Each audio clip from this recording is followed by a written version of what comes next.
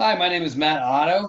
I'm a counselor and partner at Crossroads Psychological Associates in Columbia, Maryland, and I am here with. Hi, my name is Dave Gold. I'm a psychologist and Matt's partner at Crossroads.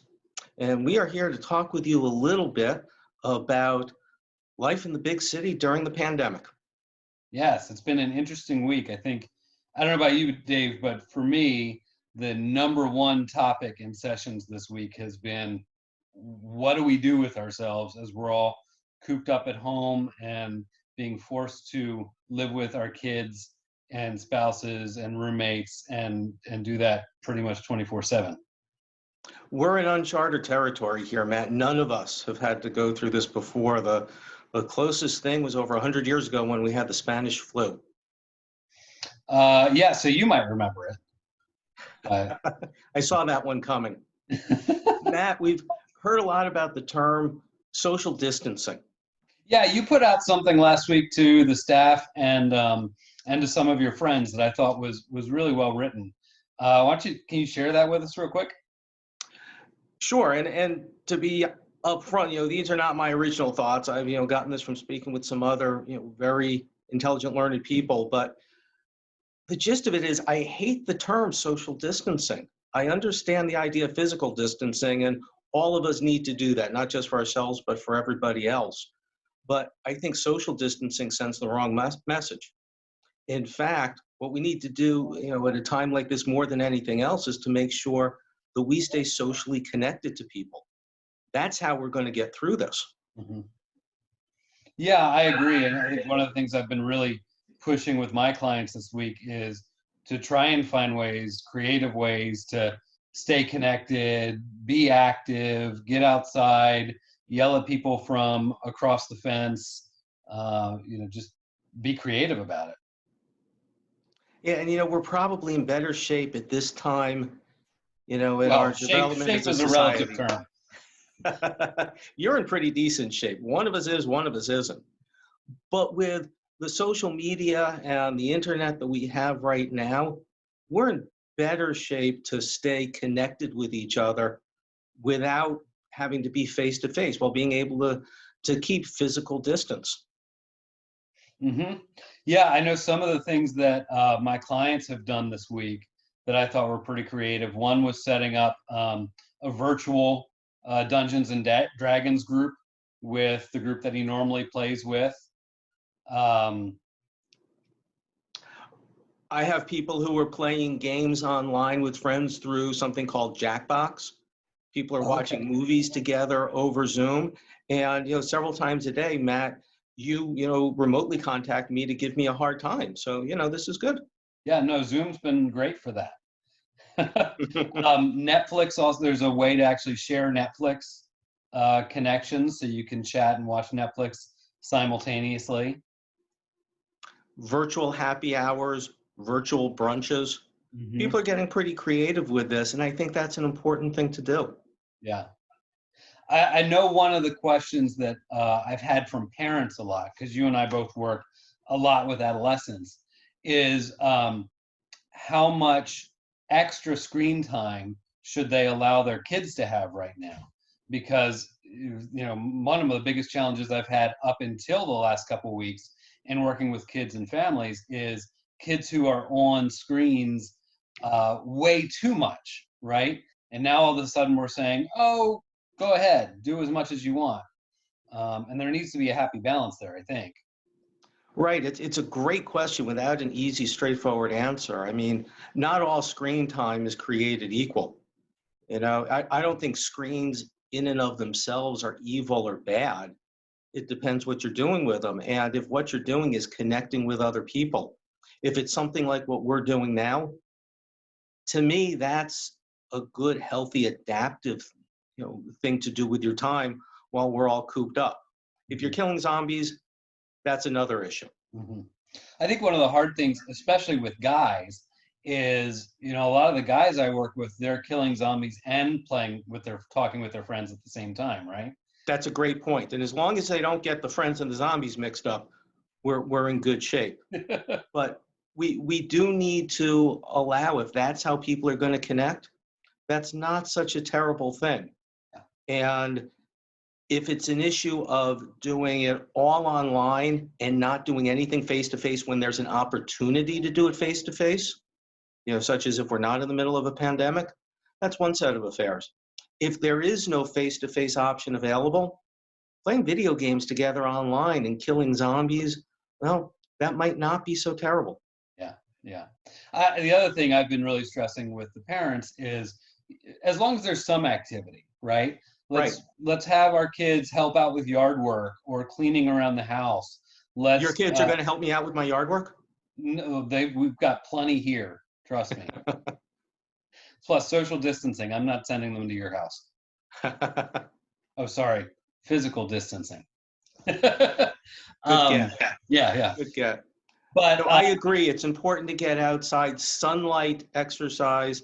None of that changes just because of COVID-19. yeah. I know with older kids, one of the things that we're doing with our kids, and I'm encouraging my clients to do and their parents to do, is create lists. Stick something on the refrigerator with a list of things that you can do every day. Exercising for 30 to 60 minutes, an hour of brain time doing things like math games or other things like that. An hour of practice. Most of my kids either play an instrument or sing, so we are putting an hour of practicing their instrument on that list, and we're giving liberal screen time too. But when they're bored, before they get to that screen time, it's go to your list, go pick something. I like that. I like that idea a lot. I think still having a schedule is important. I'm okay with it being kind of a liberal, more weekend slash spring break flavored schedule. I'm not saying people have to wake up at 6:30 every morning, but I think having some type of schedule, flexible schedule, can be helpful. I agree with you. Yeah. I think probably for younger kids, it might be better to have it more regimented at certain hours of the day. But my youngest is 11 at this point, so they're pretty good at being self-directed with that kind of thing, as long as they know what the expectations are. Right. Younger kids, psychologists, and counselors. Those are the ones who need it. Absolutely. My kids are better at waking up early this week than I am. My two of my daughters have decided they're going to wake up at their normal school hours every day and work out first thing in the morning. And Good for them. they've been doing it every day, and I generally wake up about an hour later. Good for them. Good for them. Well, we can learn something from them. Yeah, yeah. Now you've got the college student back at home. Yeah, and it's a little bit of a difficult run for college students. They're kind of used to sleeping in as late as they can and then getting up at the last minute and running to class. Her classes are just starting up now online. But unlike high school kids, the time they spend in their college classes is a real, small part of their day. Right. It's all the other activities that they don't have access to now. So it can be a little bit more of a challenge for them to come up with a schedule. I also think they have, a lot of the right resources to try to connect with their friends using some of the social media and to put some of those back in place. Yeah. I've had college age patients who were still getting together with, members of different clubs, different bands. A lot of the extracurriculars are kind of, moving forward in fits and spurts unofficially on platforms like Zoom. Mm-hmm. Yeah. Another thing I've noticed this week, and I don't know if you've noticed the same thing, is of the folks who I work with who have been really working hard to overcome mental health difficulties, whether it's anxiety, depression, trauma, other things. They've kind of fallen into two categories for me over the last week and a half. One are those people who were kind of over the hump in dealing with it and really on a roll, but maybe questioning, am I really there yet? And I've found that for a lot of those folks, this crisis has been reinforcing to them, because they've realized, I really am there. The skills I have been working on, I do have, and they're kind of taken off. And at the same time, I've got this other group of folks who weren't quite there. We're kind of getting close to the crest, and it seems like the wheels have just kind of come off for those people, or it seems that way. I don't think they really have, but that's their perception. And some of those healthy habits they've been trying to put into place are falling by the wayside right now. Have you seen the same thing? Yeah, I really have. And it's hard for people before they kind of get muscle memory with some of those coping strategies. And also when some of the coping strategies are things they just can't do right now. You know, when we've been talking with them about going out and trying to connect with people, or, you know, sometimes I have people where it's easier for them to do schoolwork if they don't go to a coffee shop and they're feeling more connected and less alone, and now they can't do that. Yeah. It feels like, you know, they kind of had it and then they lost it. Matt, I was lucky enough way back, you know, probably before you were born, I got to see Michael Jordan play basketball. Okay, I'm not that young. Yeah, you're pretty young. I got to see Jordan play basketball. And the first time I saw him play, he had a lousy game. He had 5 points at the half, and he was just missing everything. And what struck me was his attitude. He still went out there in the second half believing he was Michael Jordan. He was the best player on the planet.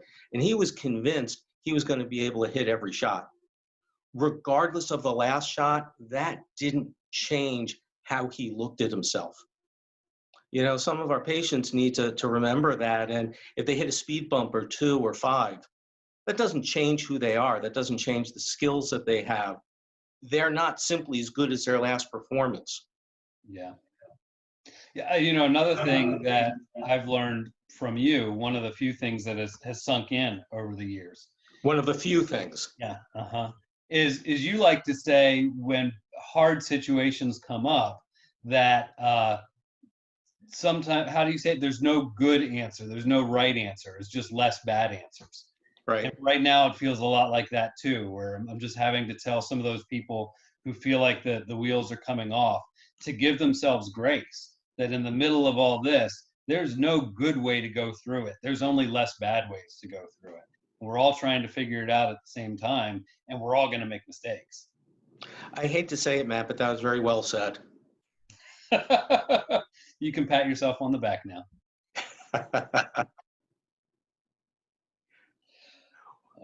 So, Matt, we should probably do some more of these in the future.